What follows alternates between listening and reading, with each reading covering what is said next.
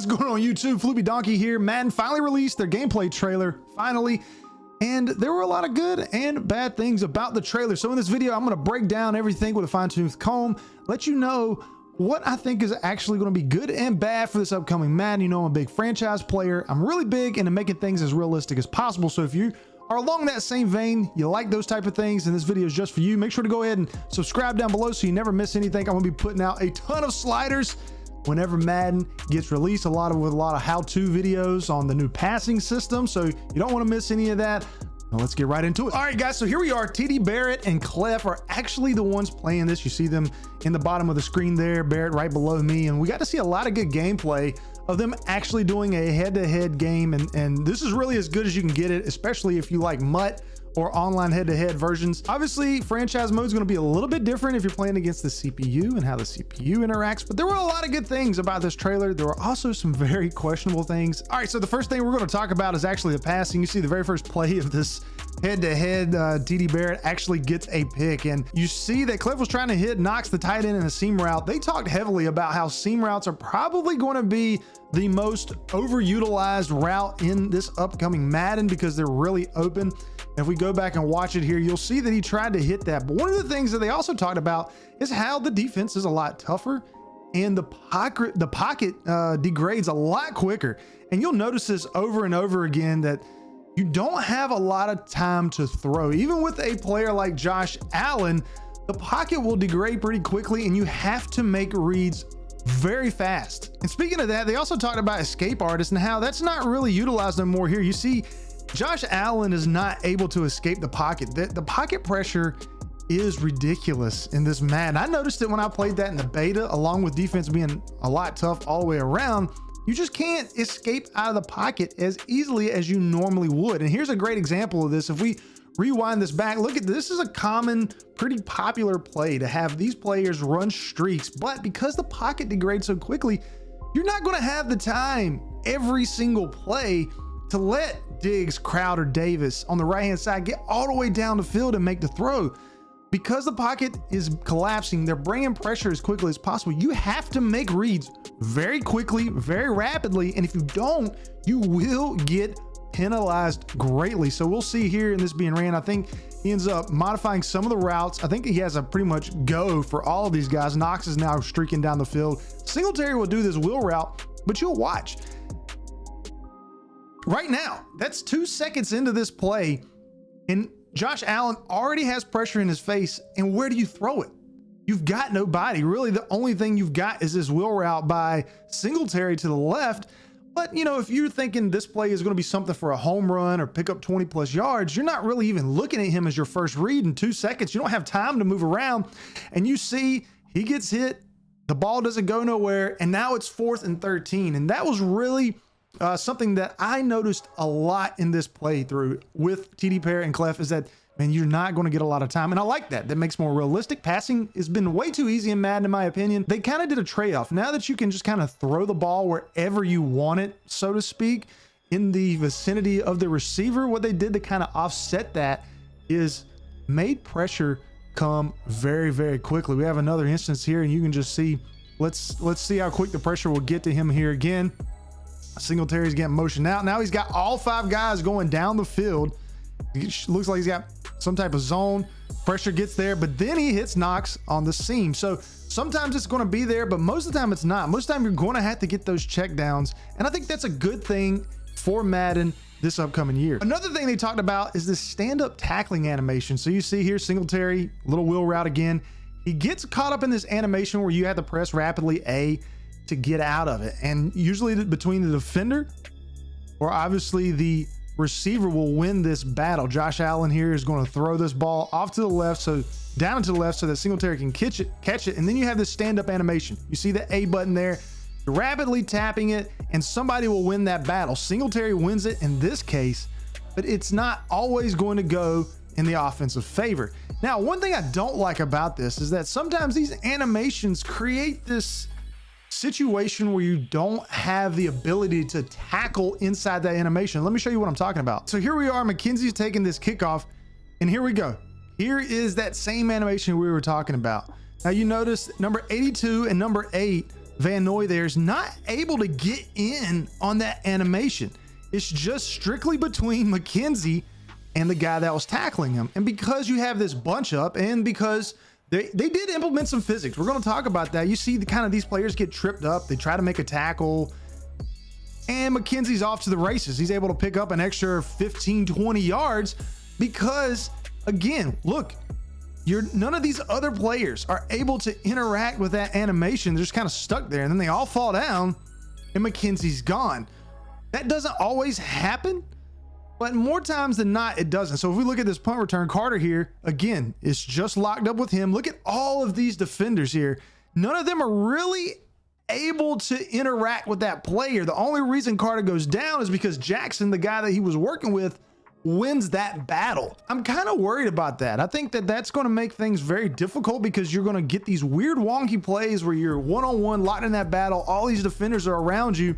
They can't really interact with it. They might just be bumping into you.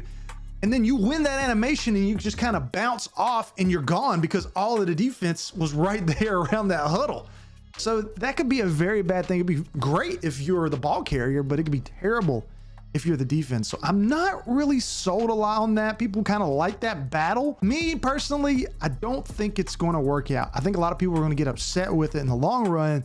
And I really don't think it's enough to warrant the few times that it might cause you to break away for an extra 15, 20, even maybe even a touchdown. Another bad thing they talked about, or cool thing they talked about, but it was so bad. I don't get why Madden would even post this whenever they're editing this up. I mean, you just, you watch it, you've probably already seen some videos on it, but they're talking about the defensive evade. It's a really cool concept so that you can evade blocking, because a lot of times you feel like you get sucked up into a blocking animation when you're playing defense.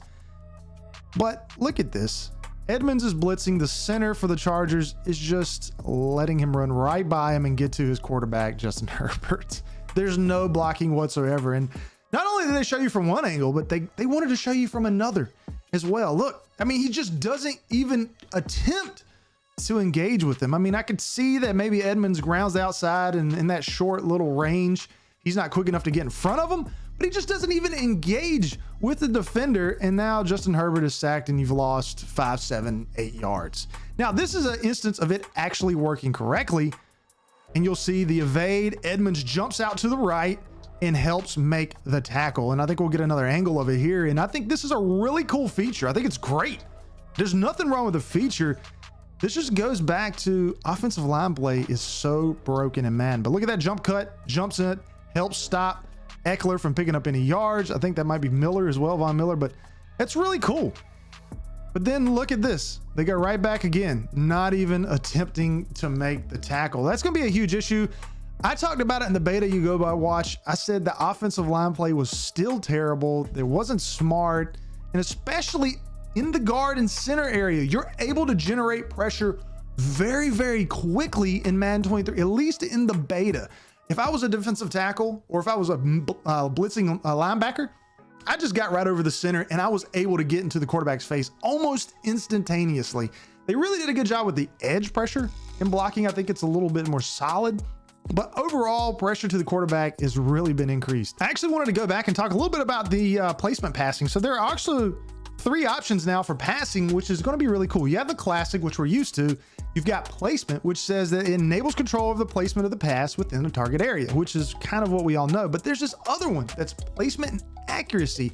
And this enables control over the placement of a pass, just like regular placement, but with finer control over pass strength and accuracy, meaning, and you'll get to see here in this clip, that if you can get it inside this little window, you'll get like ridiculous accuracy. You'll almost get pinpoint placement here. So you see Josh Allen, he hits that little window right below that blue bar, and you get a dot to Davis here, where he is the only one that can make a play on that ball. Jackson's not able to, even though he's being user controlled, and he makes the catch and gets down. That's like a perfect representation of play or pocket passing placement. What I really like about that, especially for head to head, is that it's really going to create a skill gap because if you can figure out how to do this in head to head, the defense, unless you make a terrible read, they're not going to be able to pick you off because you're going to put it in a position where only your guy can catch it.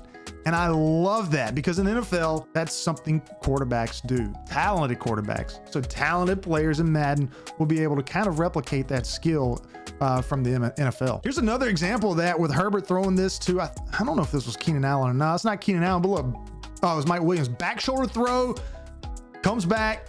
Only Williams is able to catch it. And I mean, that is just gorgeous. I cannot wait to try that at least in the upcoming Madden. Now, there were some other things, like they did update the playbooks, they changed up zones, but the last thing I want to talk about was tackling animations. And I think this is a great example of the, I guess, the progress that Madden has finally made and a step in the right direction. So you see Knox catches this and he engages with the corner. And then Murray's coming over and you see that he engages with it as well. Now, the cool thing that one of the Madden creators or developers here talking is that these animations are not tied together. This isn't a 2-tackle animation. This was just 2 separate animations that worked simultaneously together. And if that's true, that is going to be very cool to see actually play throughout your franchise mode or playing. And I actually noticed that when playing the beta, there were some new tackling animations, and maybe it wasn't a new tackling animation. Maybe it was 2 of the older animations that we're used to just working cohesively together. So overall, I think this trailer showed a lot. A lot of people might say, hey, I want more, but it showed us the new stuff. The field passing is really great. The running looked dynamic. It felt like you had a lot of control. The defense still looked tough. The defensive line is able to bring a lot of pressure, especially through the middle. Quarterbacks aren't able to escape the pocket as quickly, and you have to get rid of the ball as quick as well. But the downside are, it looks like offensive play is still pretty bad. And that stand-up tackling thing, I think, is probably going to cause a lot of headaches in the future. But outside of that, I do think it's a win for Madden. If you do have a next-gen console, I think it's worth a buy. But if you have current gen, because you're not going to get access to these features, I don't think it's worth it, in my opinion. But I will catch everyone on the next one. If you enjoyed it, make sure to hit that like button. And remember, I am going to be bringing in a ton of sliders and a ton of ways to make Madden 23 better just for you. I'll catch everybody later. Peace out.